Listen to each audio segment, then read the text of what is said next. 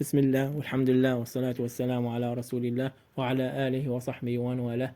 أهلا بكم أخواني في الحلقة 99 من شرح أحاديث عن النبي محمد صلى الله عليه وسلم من تخريج الإمامين بخاري ومسلم رحمه الله تعالى.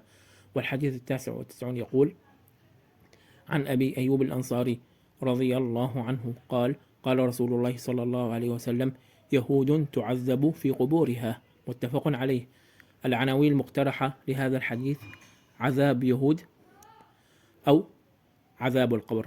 راوي الحديث هو أبو أيوب خالد بن زيد بن كليب الأنصاري، توفي سنة 53 للهجرة. هو صحابي جليل من الأنصار من بني غنم بن مالك بن النجار من الخزرج. شهد بيعة العقبة والمشاهد كلها مع النبي صلى الله عليه وسلم، وهو الذي خصه النبي محمد صلى الله عليه وسلم بالنزول إلى بيته عندما قدم إلى المدينة مهاجرا إليها، وأقام عنده حتى بنيت حجرته ومسجده صلى الله عليه وسلم وانتقل إليها. آخى النبي صلى الله عليه وسلم بينه وبين الصحابي الجليل مصعب بن عمير رضي الله عنه. توفي أبو أيوب الأنصاري رضي الله عنه مريضا وهو في جيش يزيد بن معاوية المتوجه إلى القسطنطينية سنة 53 ودفن فيها. أبرز القيم لهذا الحديث: قيمة اجتناب اليهود وترك موالاتهم، واستحضار أنهم أشد الناس عداوة للذين آمنوا. قيمة الخوف من عذاب القبر. الأساليب النووية لهذا الحديث، وهو: أولا، أسلوب التحذير من يهود ببيان مصيرهم.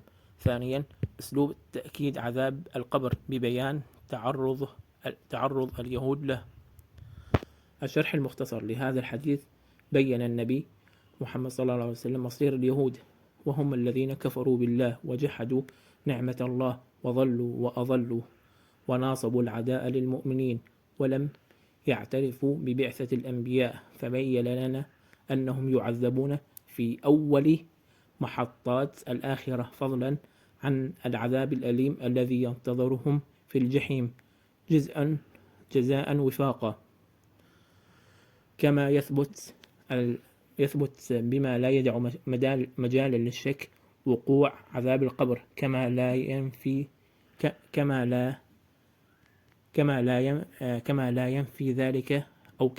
ذلك بعض المجازفين.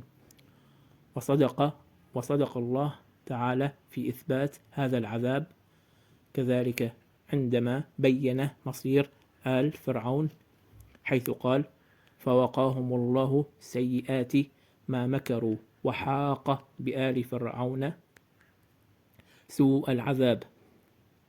النار يعرضون عليها غدوا وعشية ويوم تقوم الساعة أدخلوا آل فرعون أشد العذاب.